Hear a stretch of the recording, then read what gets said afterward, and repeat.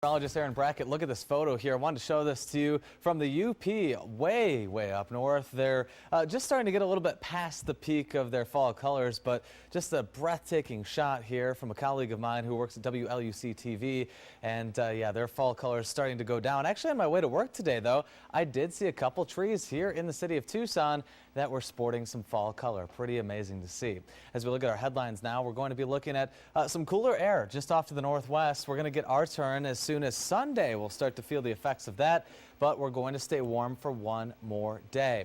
We made it to 90 today, over our average of 84, and likely again we'll hit 94 tomorrow. You see, on the average, 56 on the low side today. We actually got to 59 though, so a little bit cooler than we've been seeing, and we're really going to get down into those lower 50s here on the 7-day.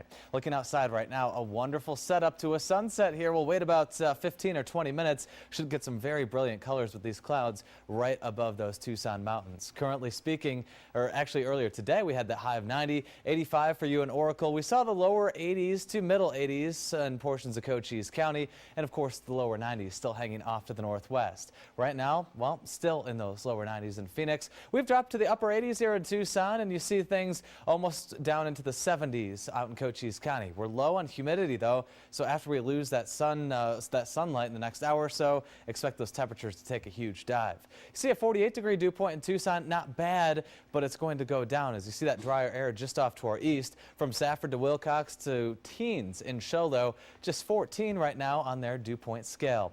Current temperatures across the state, very comfortable from Vegas to Kingman. Yuma still very hot, 95 out there. Rain and clouds not showing too much on this map. You see a very weak disturbance starting to pull off to the east right now, bringing with it the cloud cover. Any clouds that we see will be very high and very thin tonight, not really going to have an impact on our temperatures. The 24-hour temperature change does show a little bit of warming here toward the mid-section of the west, but off toward the coast, that's where you see the temperature starting to fall, and we'll get our turn very soon. You see, though, on the water vapor map, still some very dry air in the mid-levels. That's why we only have those clouds up very high. So we're talking about the meteor shower tomorrow, 20 to 30 of these, relatively faint, though. They're going to be very quickly moving as well. So if you're in the city, you may have to go a couple miles at least out of the city to get away from the lights.